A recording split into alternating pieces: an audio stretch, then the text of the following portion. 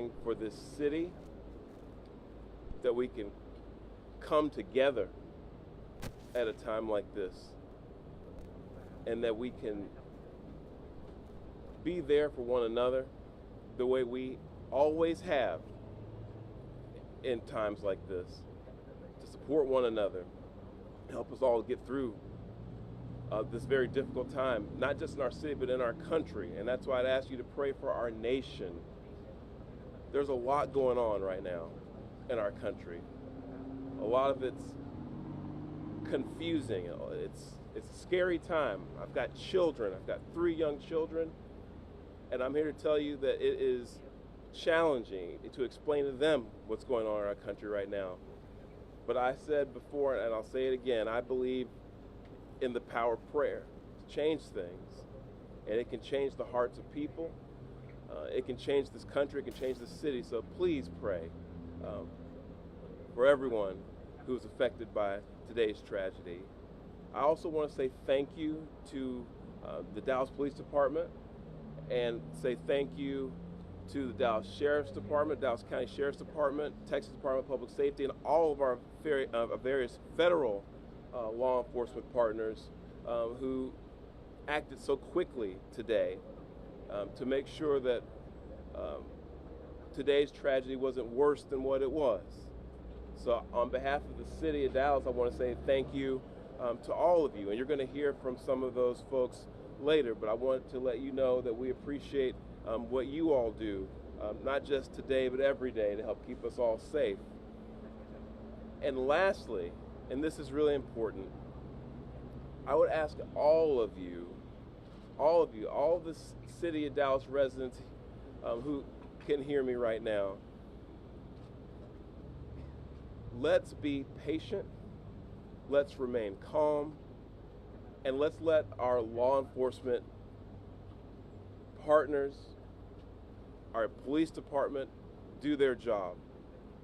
This is an active investigation. There's still a lot of unanswered questions, and I want to encourage all of you to exercise a little bit of restraint and allow them to do their job to help make sure this continues to be a safe city, and that they can help us figure out what happened here today. But with that, I want to say, again, thank you to all the folks who came out this morning from our law enforcement community. I'll turn it over to our police chief, Daniel Como, to speak a little bit more directly to the investigation itself. And with that, Chief Como, thank you. Thank you, Mayor. Today at approximately 6:40 a.m., we received a assist the officer call. We responded to the call, got to the scene, and we later learned that we had 4 individuals that were shot, 2 of them deceased, including the shooter. The DPD was able to locate the shooter, who was deceased. We're going to be working this investigation shoulder to shoulder with our federal partners. The FBI is on scene, and right now I'm going to introduce you to the SAC of the Dallas Field Division, FBI Joe Rumrock. Yeah, good morning. My name's Joe Rothrock. I'm the special agent in charge of the Dallas FBI Field Office. I want to first start by thanking our partners in local law enforcement, specifically the Dallas Police Department, for their quick and timely response. I can confirm at this time that the FBI is investigating this incident as an act of targeted violence. It is unfortunately just the most recent example we've seen of targeted violence, to include here in North Texas, where back on July 4th, we saw a coordinated attack carried out against an immigration detention center in Alvarado, Texas. What I can also share with you is that early evidence that we've seen from rounds that were found near the suspected shooter contain messages that are anti-ICE in nature. Again, this is just the most recent example of this type of attack. This will be a whole of government response. There will be no resource not utilized to bring all those individuals who are responsible to bring them to justice and to hold them accountable. While we're not releasing identities of any victims at this time, What I can confirm for you is no members of law enforcement were hurt during this attack. If any member of the public has information that would help the FBI's investigation, I would ask that you please report that to 1-800-CALL-FBI. Again, any piece of information will be helpful, but this will be an ongoing investigation between us, a number of federal partners, and our local partners, again, to ensure that anyone responsible is held accountable. With that, I will turn it over to my counterpart from the ICE Enforcement and Removal Office. Good morning. My name is Joshua Johnson. I'm the acting field office director for ICE Dallas.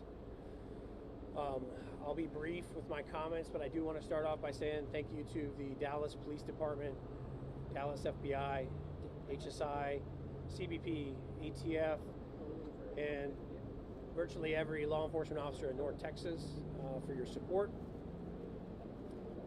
This is the second time I've had to stand in front of you and talk about a shooter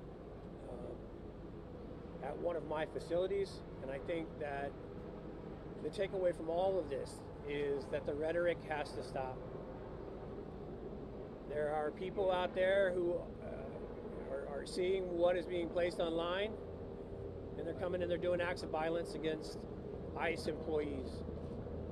So that's kind of all I have for today, is that it's just got to stop. It's dangerous, and people are losing their lives. Thank you. Thank you all so much for coming. We really appreciate it. Again, thank you all so much. As it was said here today, if you do have any information, reach out to 1-800-CALL-FBI. Thank you. Thank you. This needs to stop. Violence is wrong. Politically motivated violence is wrong. It was 2 weeks ago today that we saw a political assassination in Utah that tore the heart out of much of this country. This is the third shooting in Texas directed at ICE or CBP. This must stop. To every politician who is using rhetoric demonizing ICE and demonizing CBP, stop. To every politician demanding that ICE agents be doxxed and calling for people to go after their families, stop. This has very real consequences. Look, in America, we disagree, that's fine, that's the democratic process, but your political opponents are not Nazis. We need to learn to work together without demonizing each other, without attacking each other, and I want to say thank you. I want to say thank you to the brave men and women of law enforcement. I want to say thank you to the brave men and women of ICE and CBP and everyone who puts their lives on the line to keep us safe. The divisive rhetoric tragically has real consequences. I hope that every one of us will pray, number one, for the safety of law enforcement that are risking their lives to keep us safe. Number two, for the health of those who were shot and injured today. We still don't know the full details of who was injured, but for the families also of the victims of this shooting. Violence has no place. It is wrong.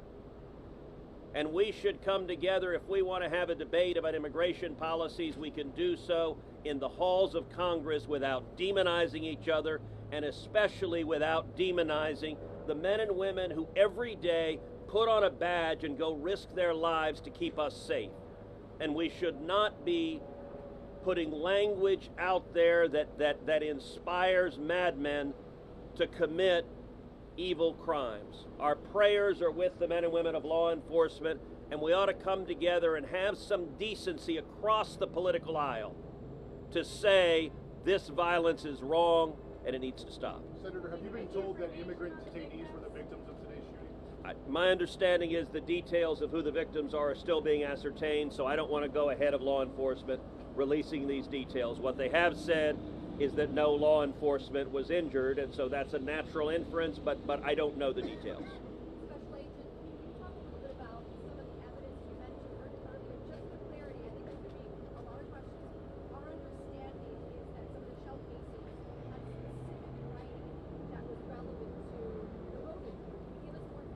So I'm not going to go into any more details at this time. We will come back to you when we have more details to share. Again, our goal here will be transparency as those details become available, but we are still in the early stages of an investigation. Information is still coming in. When we have more details, we will come back to this group.